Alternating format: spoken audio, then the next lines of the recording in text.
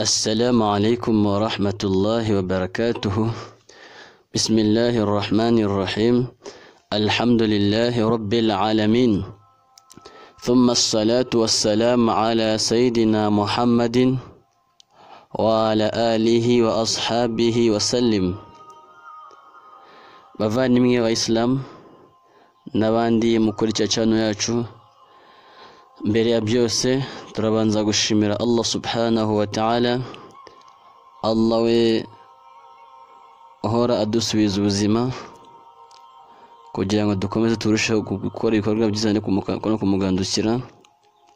Amahoro n'imigisha n'ibisakare ku ntumwa yacu Muhammad sallallahu alayhi wasallam, nabiwe n'abasangirangendo be n'abamukurikiye ndetse n'abazakomeza kumukurikira mu byiza kugeza ku munsi w'imperuka. Dusaba yuko Allah subhanahu wa ta'ala natwe yadushyira muri abo ngabo, Allahumma amin. Bityo bavandimwe, uyu munsi nagira ngo twibukanyeho gatoya, kuko Allah subhanahu wa ta'ala aratubwira ati wadhakkir, mujye mwibukiranya, fa inna dhikra tanfa'u almu'minin, kubera yuko urwibutso rugira bene Imana akamaro. Umunsi umwe Imam Malik rahimahullahu yararyamye arota malakul mauti, cyangwa se marayika w'urupfu. Amaze kumurota abona yuko iyi ngiyi ari golden chance, amahirwe meza utapfa kubona ahariho hose.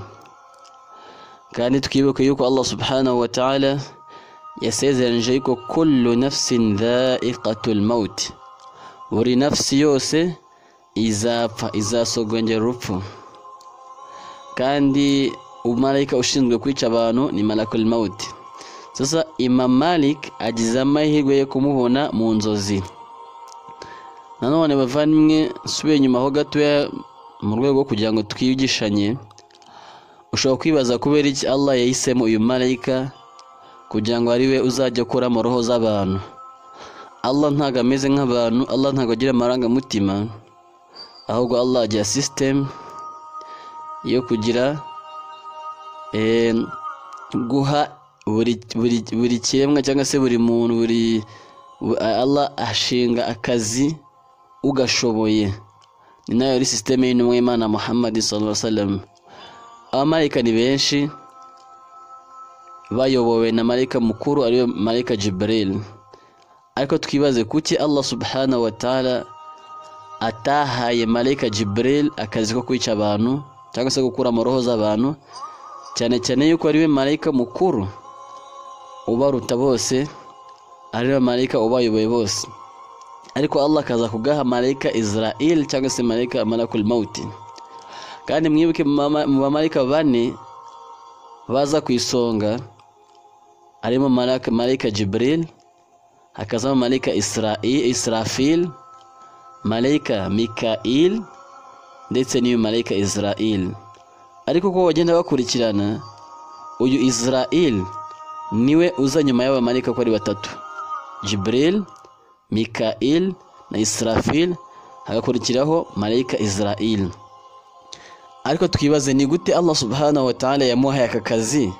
Ese Allah yapfuye kumuhitamo gutyo? La. Bavandimwe, Allah subhanahu wa ta'ala amaze kwirukana amajini muri iyi si yasigayemo nta kiremwa kiyoboye imyaka 2000.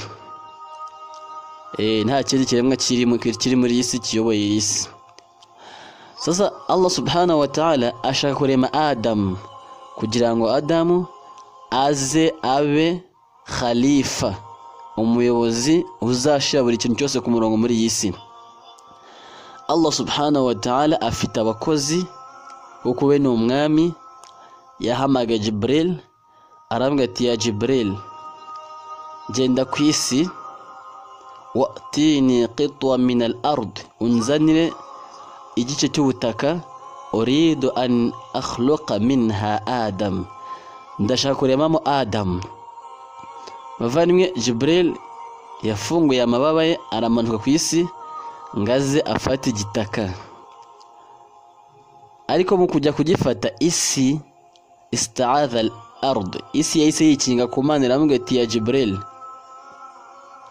a'udhu billahi minka, nikinze ku Mana ngikundinde, ugiye kujyana igitaka cyanjye, Allah agiye kuremamo umuntu, uyu muntu azaba umunyabyaha ndabizi, uyu muntu azarengera amategeko ya Allah subhanahu wa ta'ala, Allah azamurakarira, azamujugunya mu muriro wa Jahannam, kandi ni njyewe uzaba waremwemo uyu muntu, ni njye uzaba ugiye mu muriro, ntabwo naguha igitaka cyanjye.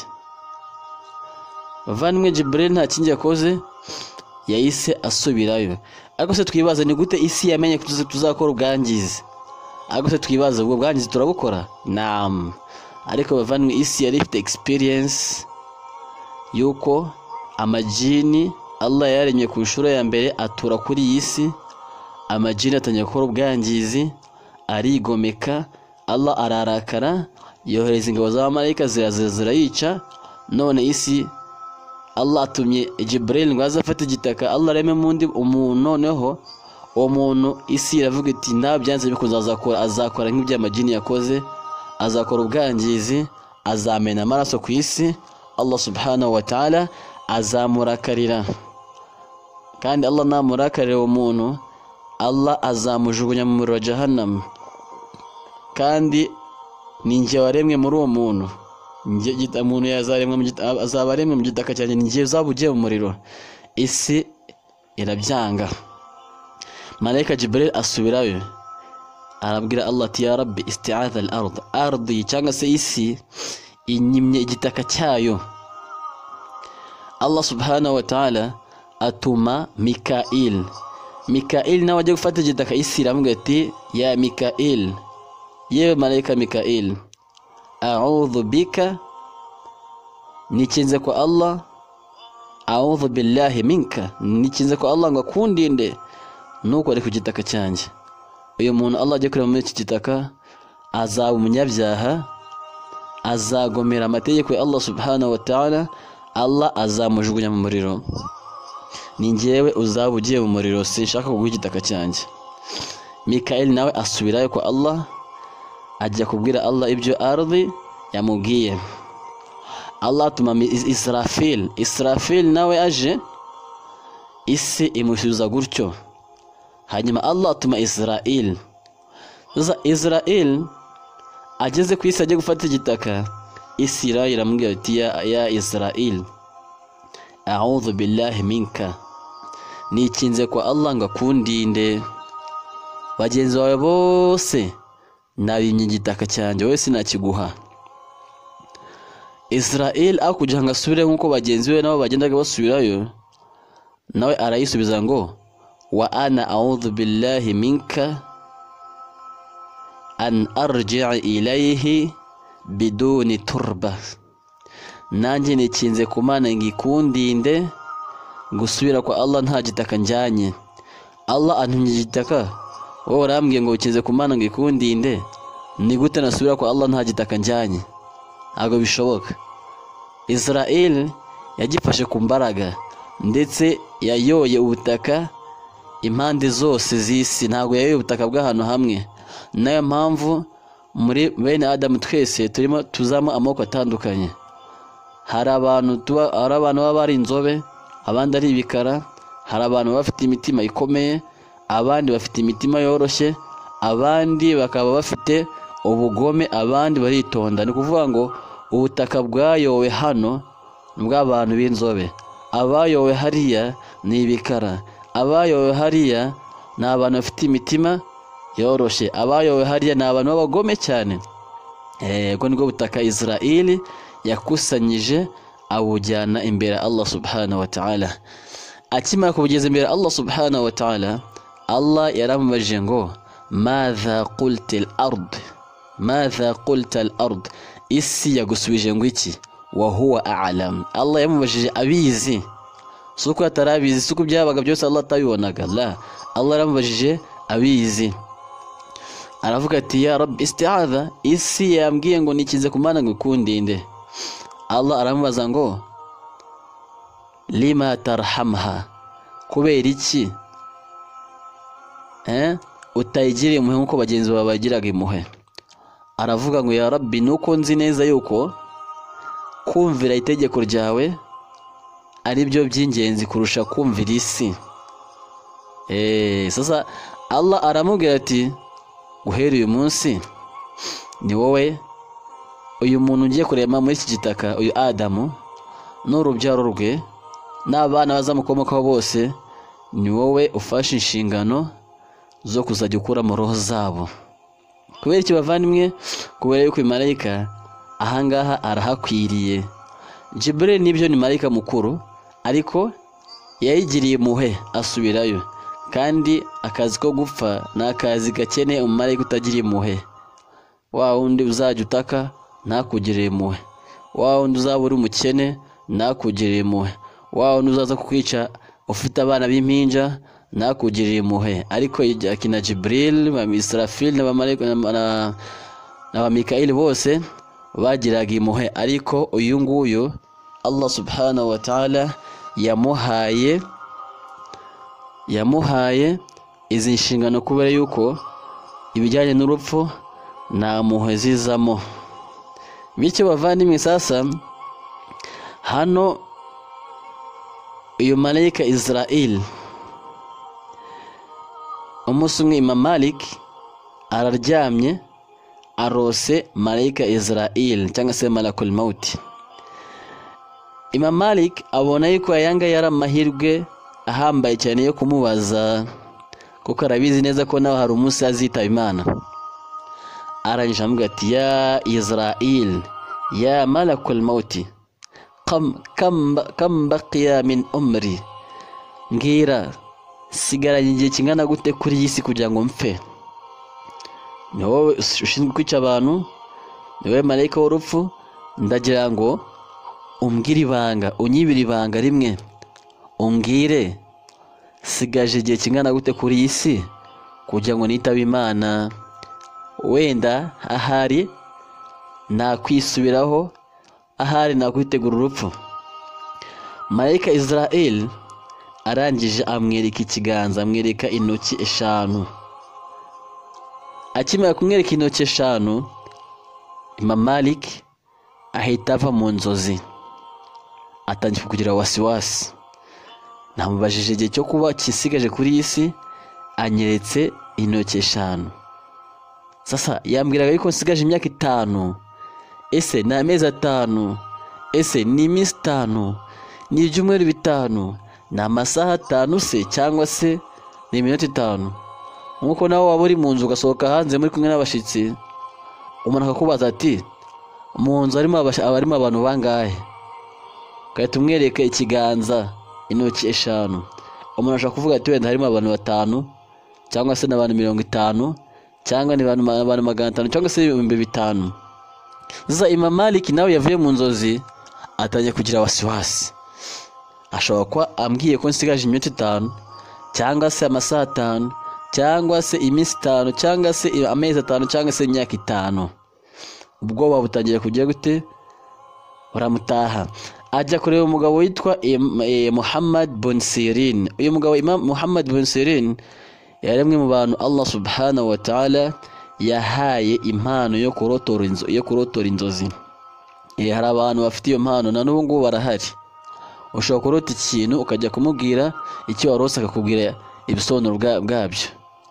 Uyu Muhammad bin Sirin, hari umuntu yigeze kuza amurotora inzozi, aramubwira ati njyewe narose hari umuntu uhagaze nyuma y'umuryango w'umusigiti afite inkoni, afite inkoni.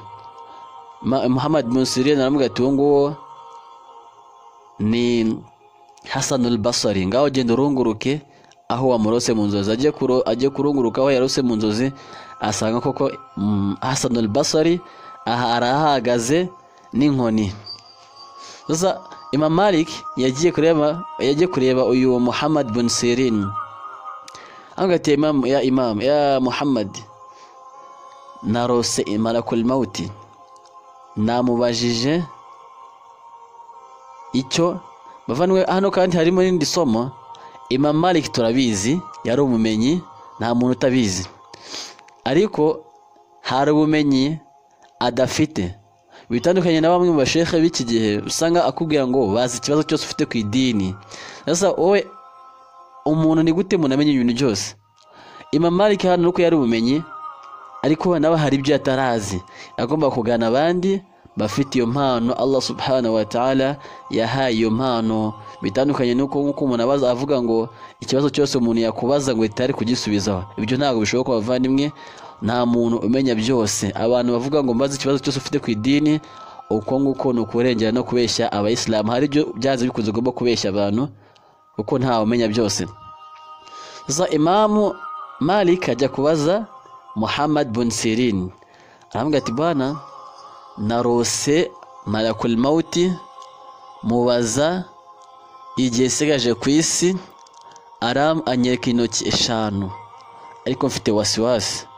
Ashobora kuba yambwiye ese ni imyaka 5, ese ni amezi 5, ese ni iminsi 5, ni amasaha 5. Ndagira ngo undotorere inzozi narose. Muhammad bin Sirin aramubwira ati ya Imam, yewe Imam, ntago ubusobanuro bw'inzozi zawe ari imyaka 5 cyangwa amezi 5 cyangwa se iminsi 5 cyangwa se amasaha 5 cyangwa iminota 5, ahubwo malaika Israeli yakubwiraga ngo inna jawabu su'alak, mu by'ukuri igisubizo cy'ikibazo wambajije fi 5 umuri, ni kimwe mu bintu 5 minal ghaibi, byibanga, la ya'lamuhunna illa Allah. Ibyo bintu nta wundi muntu wari wese ubizi usibye Allah subhanahu wa ta'ala. Ati ibyo bintu nibihe bimbwire, ngaho mbwira ibyo bintu nibihe. Ahita amusomera aya yanyoye mu suratul Luqman, aramubwira ati inna Allaha 'indahu 'ilmus sa'a wa yunazzilul ghaytha wa ya'lamu ma fil arham wa ma tadri nafsun madha taksibu ghada wa ma tadri nafsun bi ayyi ardin tamut inna Allaha 'alimun khabir. Tayari ubusobanuro bw'inzozi za Imam Malik bukaba burarangiye. Aramubwira ati impamvu yakweretse intoki 5, yakubwiraga yuko inna Allaha 'indahu 'ilmus sa'a, Allah wenyine niwe wihariye ubumenyi bujyanye n'umunsi w'imperuka igihe uzaberaho. Wa yunazzilul ghaytha, Allah niwe ufite ilmu, ubumenyi bujyanye no kugwa kw'imvura. Wa ya'lamu ma fil arham, Allah wenyine niwe uzi ikiri mu nda y'umubyeyi. Wa ma tadri nafsun madha taksibu ghada, Allah wenyine niwe uzi ikintu giteganyijwe nafsi ejo, ubuzima bwa nafsi ejo ko uzaba bumeze. Ubuzima bwawe uburi imbere, Allah wenyine niwe uzi ikizakubaho. Wowe uzi icyakubayeho, ariko kiri imbere ntago kizi usibye Allah subhanahu wa ta'ala, we niwe ukizi. Wa ma tadri nafsun bi ayyi ardin tamut, kandi Allah subhanahu wa ta'ala niwe wenyine uzi aho umuntu azagwa n'igihe umuntu azagwa, igihe uzapfiraho naho uzapfira. Allah wenyine niwe ugize gute, niwe ubizi. Tayari Imam Malik aratuza, ntiyongera kugira wasiwasi. Asa bavanywe muri ibi bintu 5, abayisilamu nubwo Qur'an tuyisoma tukayisoma nk'ingisomo gusa, ariko hari abantu b'abahanga bifashisha Qur'an bayikoresha mu bumenyi bugiye butandukanye, nk'ubuvuzi, abadokitoro bagiye batandukanye bakomakomeye ku isi. Hari abaganga bo muri South Africa bakoresheje iyi Qur'an mu gukora ubushakashatsi bwabo, barangije baravuga bati iyi aya harimo ikibazo. Iyi aya bageze ahantu avuga ngo wa ya'lamu ma fil arham, ngo Allah niwe uzi ikiri mu nda y'umubyeyi. Baravuga bati la, ahangaha hari akabazo. None se ko umubyeyi aza kwa muganga atwite, twebwe abaganga tukamenya yuko uyu mubyeyi atwite umwana w'umuhungu cyangwa se umukobwa. Iyo biza kuba bimeze gutyo, natwe iki turakizi. Ariko abamenyi barabasobanurira bavuga ati ntabwo Allah yavuze ngo wa ya'lamu man fil arham, ntabwo Allah yavuze ngo Allah azi uri mu nda. Uri mu nda ushobora kumenya ni umuhungu, ni umukobwa, ni impanga, ariko Allah yavuze ati wa ya'lamu ma. Allah yavuze ngo Allah azi ikiri mu nda. Ni ukuvuga ngo Allah azi neza uwo mwana nimba azaba perezida, nimba azaba umuganga. Wowe uzi ko ari umuhungu gusa cyangwa ni umukobwa cyangwa ni impanga gusa, nta kindi uzi kuri uwo mwana. Ariko Allah niwe uzi ma fil arham, ikiri mu nda. Wowe uzi man fil arham, ninde uri mu nda, ni umuhungu, ni umukobwa, ni impanga. Ariko Allah azi ma, ikiri mu nda harimo iki, harimo umwana. Azaba iki? Azaba perezida, azaba shoferi, azaba umupilote, azaba umuganga, azaba iki? Yani Allah subhanahu wa ta'ala niwe uzi buri kintu cyose kujyanye n'ikiri mu nda y'uwo mubyeyi. Sasa bavandimwe, uko niko Imam Malik yaje kurota malayika w'urupfu, amwereka yuko ibintu bitanu by'ibanga nta wundi muntu ubizi. Nawe ikibazo yamubajije ubwe ntabwo abasha kukimusubiza, kuko nawe Allah subhanahu wa ta'ala amuha amabwiriza gusa, akamenya ko uyu kanaka agomba gupfa isaha iyi, umunota uyu n'uyu, ndetse n'isegonda iri n'iri. Ushobora kwibaza ikibazo, ni gute abantu ko tubona hari abantu bapfa, iyi si ni ngari bavandimwe, hari abantu bashobora gupfira icyarimwe. Ugasanga hano habaye impanuka, muri uwo mwanya abantu bapfuye aho ngaho bari muri Amerika, hano mu Rwanda hari undi muntu wapfuye, mu Bwongereza hari undi muntu wapfuye, hahandi hari abandi bantu bapfuye, bagapfira icyarimwe mu isaha imwe, umunota umwe. Ushobora kwibaza ni gute uyu marayika ashobora kuba yakwica abo bantu icyarimwe? Iki ni ikibazo. Kandi uwo marayika ushinzwe urupfu ni marayika umwe gusa, ntabwo ari babiri cyangwa batanu, ni umwe. Ese ni gute abasha kwica abantu akabicira icyarimwe, kandi abantu bari ahantu hatandukanye ku isi? Muvandimwe, ubuzima tubayeho muri iyi si ni ubuzima buciriritse cyane. Umuntu amenya ko ubuzima bw'isi buciriritse iyo yamaze kwitaba Imana, ni gutangira kureba ibiremwa Allah subhanahu wa ta'ala yaremye, ukareba ubuzima bwa barzakh butandukanye n'ubwa hano ku isi, ukahita ubona ko kumbe hano ku isi ni akantu gato cyane. Ariko Allah afite ibiremwa birenze ubwenge bw'umuntu. Uyu marayika Israel bavandimwe, Allah subhanahu wa ta'ala uburyo yamusuzugurije iyi si, uburyo ayifatamo, ni ukuvuga ngo ni nko gufata umuceri ukawusuka ku isiniya, ukaba uri kuwutoranya ukuramo utubuye. Niko uyu marayika Israel Allah subhanahu wa ta'ala yamusuzugurije iyi si, niko twese tureba muri iyi si. Niki kigoye mu gufata umuceri, akanda kari hano n'akari hariya n'akari hariya ku isiniya y'umuceri, wo muntu wicaye imbere y'isiniya y'umuceri? N'utuntu tworoshye. Bityo rero niko Allah subhanahu wa ta'ala nawe yagize gute, yamusuzugurije iyi si, kwica abantu baba ari ahantu hatandukanye mu gihe kimwe ntabwo ari ibintu bigoye kuri we, kuko Allah subhanahu wa ta'ala izo power yarazimuhaye, ubwo bushobozi Allah subhanahu wa ta'ala yarabumuhaye. Mu gusoza rero bavandimwe, iyo malayika Allah subhanahu wa ta'ala impamvu yamuhaye izo nshingano nuko atajya agira impuhwe, ntabwo ajya atinza nafsi igihe cyayo iyo cyageze. Bityo uyu nguyu yageze ku batubanjirije bose, natwe tumenye ko hari umunsi umwe azadukomangira, azinjira tuzamubona. Ariko twiteganyirize icyiza kizadufasha kuri uwo munsi. Tuzamureba abandi bazabwirwa ngo ya ayyatuha nafsul mutma'inna irji'i ila rabbiki radiyatan mardiya, yewe nafsi ituje umwemeramana, subira kwa nyagasani wawe wishimye kandi wishimiwe.